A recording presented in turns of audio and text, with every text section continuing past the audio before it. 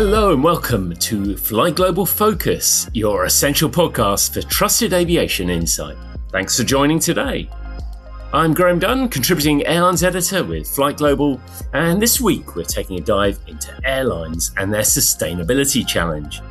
Now, this is hardly a new challenge, but there's been quite a lot happening in this area over the last few weeks.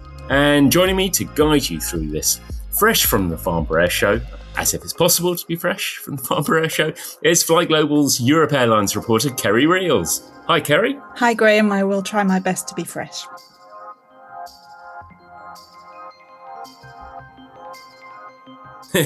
We are a bit jaded from a week at Farnborough.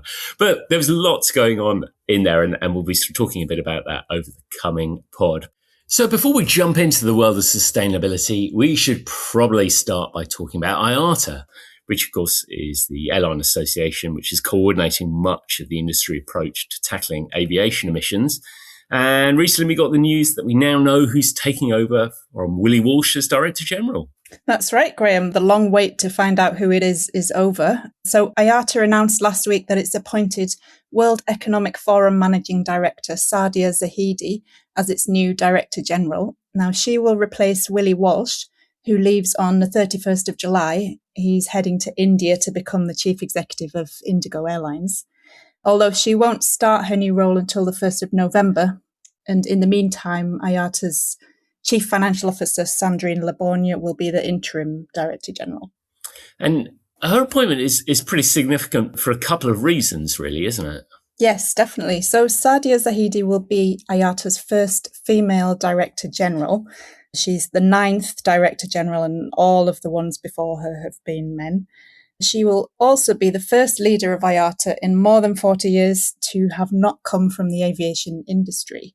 So we've seen a succession of male former airline chief executives, up to and including Willie Walsh, taking the helm. And from discussions I was having with people who were speculating who it might be, I think people in the industry were kind of expecting more of the same. So I think this is a really refreshing and unexpected choice from IATA. Now, IATA says Zahidi will bring a fresh perspective to the trade group at a time of significant change in the world. And I think this is noteworthy.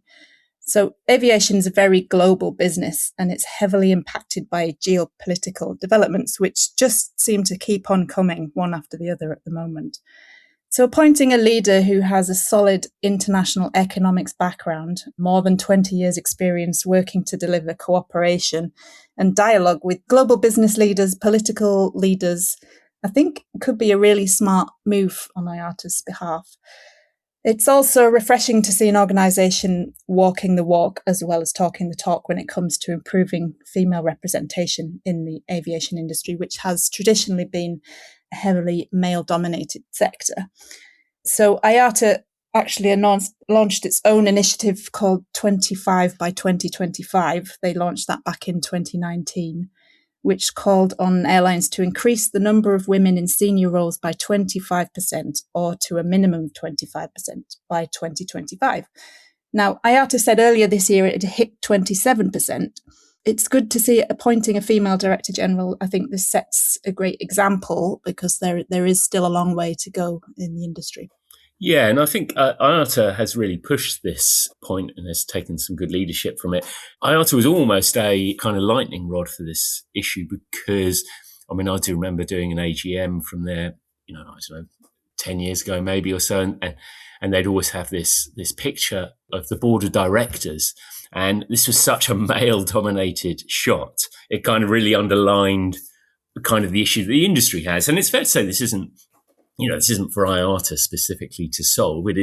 It's airlines who make the appointments of their C-suite and their executives, but they've certainly championed this issue, and we have seen, I think a lot of development from airlines within it. But it's going to take a long time to change that. Definitely, but I think airlines do look to IATA for leadership. So by appointing a female Director General, I think that it's a good move, and hopefully it will accelerate the number of women in senior roles throughout the industry. Yeah, absolutely. Now, where I guess sustainability comes into this, it's fair to say that aviation emissions is one of the biggest challenges of Willie Walsh's tenure was at IATA. And it feels like that is going to be the same for Zahidi, isn't it? Yeah, I think one of Zahidi's biggest and most important jobs, as you say, will be steering the industry towards its 2050 net zero target.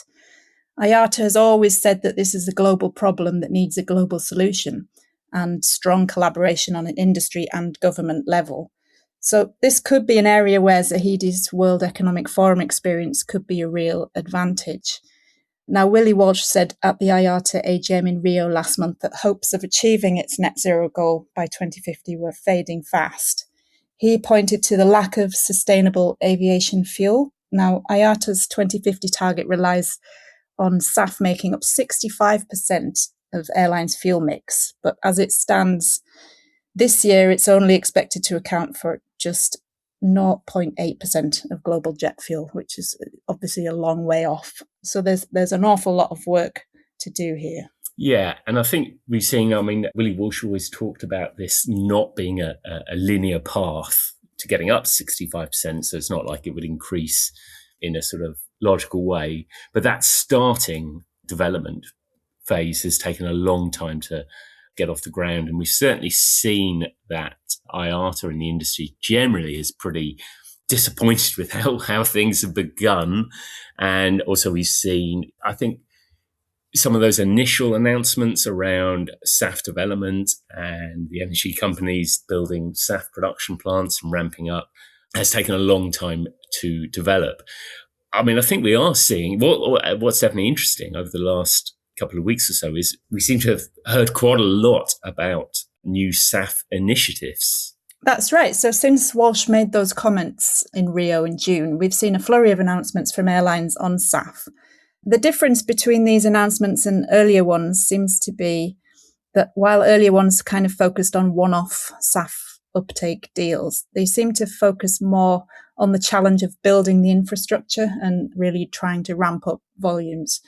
So, for example, Delta Airlines announced recently that it's going to work with Shell Aviation to develop SAF availability at 5 US airports over the next 5 years. So they will be Los Angeles, LAX, Portland, New York, JFK, Boston, Logan, and Minneapolis, St. Paul. Now, the airline says it wants to activate real supply chains at scale and create a model that others can build on. So alongside that, we've also seen announcements from Spanish carrier Volotea signing an MOU with Eco2Fly, which is working to produce next generation eSAF by capturing CO2 released from cement making plants and combining it with renewable or green hydrogen. So Volotea says it wants to be part of projects that help ensure the future availability of eSAF. So the carrier will obviously have a close eye on Europe's Refuel EU SAF mandate, which includes within it a sub-mandate for synthetic e-fuels from 2030. So European carriers in particular will have an interest in helping these types of fuels get off the ground.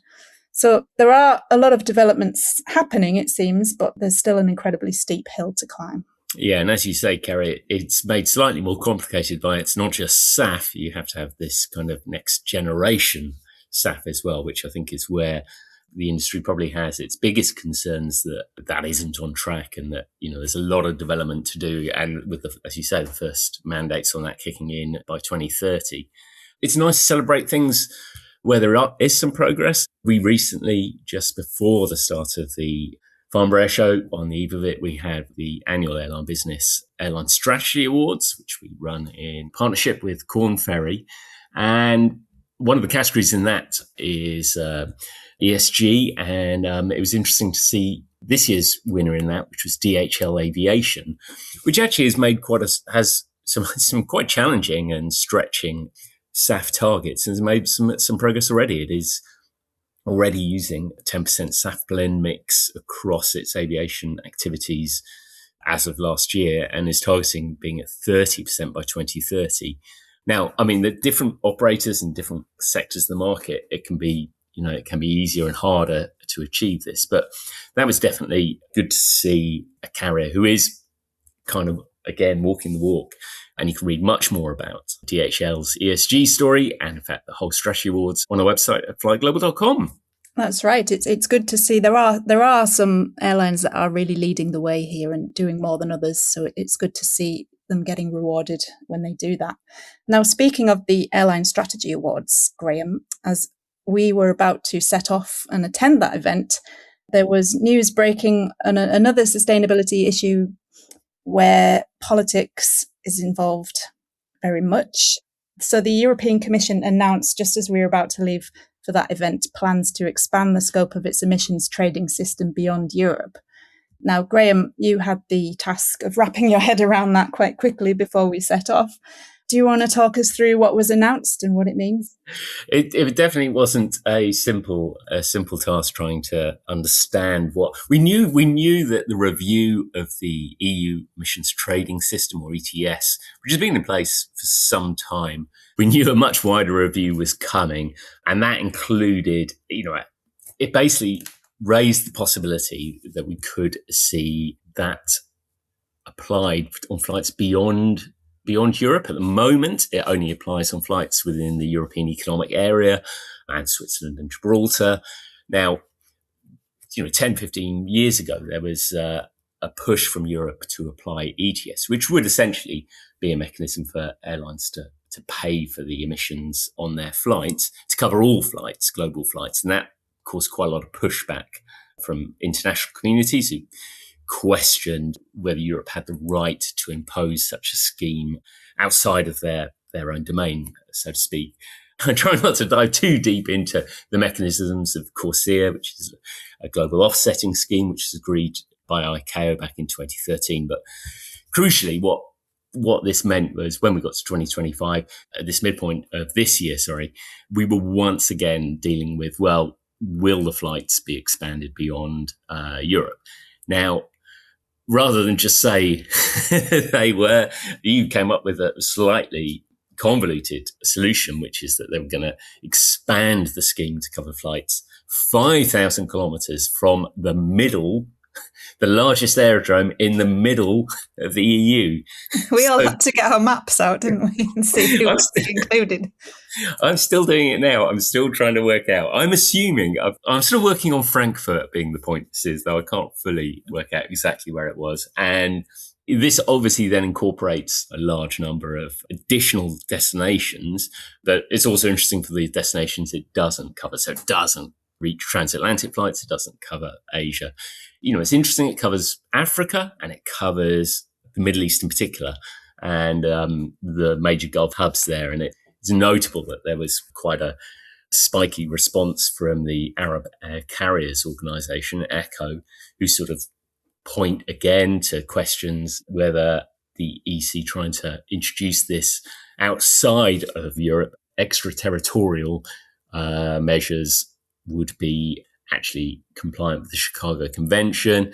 And this has been the response from the likes of ICAO, from other global associations who kind of really want to see this dealt with through CORSIA. Now, I'm sure European regulators or the European Commission might argue that left on its own, because they did a review of CORSIA and they found that in the voluntary stage, that scheme becomes mandatory from next year. But in the voluntary stage, that's covering 70% of aviation emissions.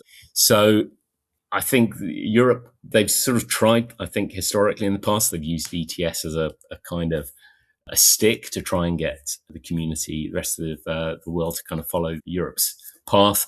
The rest of the world might argue that, what right has Europe to do this? So, well, interestingly, that speaking at Farnborough recently, the chief executive of Riyadh Air, which will be included within that 5,000 kilometres, he talked about the carrot and stick as well. And he said, while he would comply, he kind of wished that the European Commission had painted that stick orange, was how he worded it. That's exactly it. And I think as well, I mean, what's interesting, of course, is, and it's fair to say that it feels like the Commission has sort of tried to find a balanced approach in a situation. It seems that way, but they seem to have annoyed everybody. They've even annoyed the environmental groups are annoyed because it hasn't gone far enough and it hasn't included places like the US. Maybe the European Commission just couldn't face having that battle with Trump at the moment. But yeah, there seems to be it seems to have drawn ire on all sides, really. Yeah. Yeah. So I think, they're probably not surprised to have had a string of statements from various stakeholders complaining about aspects of it. And, and it is worth saying, I suppose, things like there's a fresh commitment around boosting and incentivizing SAF in terms of funding for that. You say that kind of Corsair continues alongside it. So the legislation remains in place. They're still complying with Corsair themselves. Measures to avoid double counting with Corsair, which of course is one of the major objections that the airline industry has, that you risk double counting. And actually the scheme, this wouldn't apply until 2029. So the existing legislation runs out at the end of 2026. So it was possible that they could introduce this from next year. There's definitely efforts, I think, to sort of keep Corsair alive and keep everything moving alongside that. And as you say, probably avoid it becoming too contentious at this stage. But, it's definitely true that this does create extra political tensions around the issue. And, I think as we get closer to 2029, you'll probably see this moving further up the agenda. So it's fair to say most of what we've talked about is SAF, which is obviously, as you mentioned, going to account for probably around two thirds of the solution as IATA sees it for tackling emissions. But there are other aspects of doing that. And I think one of the things we got another flavour of while we were at Farnborough last week was electric aviation, electric aircraft, and how that might be moving forward. Yeah, we got a real glimpse at this year's Farnborough into the future of flight. There were quite a lot of electric aircraft developers there. There was quite a lot of talk about what was happening. One of the announcements that stood out was that Scottish regional carrier Loganair ordered up to 10 Beta Technologies all-electric ALIA CX300s. So the carrier wants to be the first commercial airline in Europe to operate all-electric aircraft. It's done a trial already on its Royal Mail flights using packages and parcels. And while it's initially planning to deploy them for cargo operations, it's also looking at using them on passenger flights. I think you went to their press event at the show, Graham. What more did they say? Yeah, it was good. It was really interesting seeing them doing it. And as executives from the airline there were pointing out, one of the things about this is the aircraft was there. They've been testing it on cargo flights, the Royal Mail over the summer. Which so far has worked and has kind of demonstrated the business case for it, and that makes it something. I think it makes it tangible, and it is interesting to see. I mean, even this, I think they're talking about 2029 before introducing it, but you are seeing. And this is stuff that we've written about for several years, but it is interesting to see, and that, there are other projects out there which have, similarly progressed, but you are starting to see some of these aircraft coming to life, and actually it makes the whole thing a bit more tangible. But while Loganair was super excited about electric aircraft, it's worth saying it is a limited use case. I mean, at the moment, they're talking about cargo aircraft, and they're also talking about passenger aircraft services. But, these are inter-island flights. These are current operations, which are currently operated by 8 to 9-seater aircraft. So there's definitely a case for the electric aircraft, but I suppose it is limited in scope. And it probably also brings about some operational challenges as well. Yeah, so another interesting point is how these aircraft, including all-electric models, will be integrated into future airspace management procedures. So, for instance, they can't be placed into long holding patterns. We'll all have experience when landing at somewhere like Heathrow. We'll be pushed into a holding pattern and we'll have to circle and circle.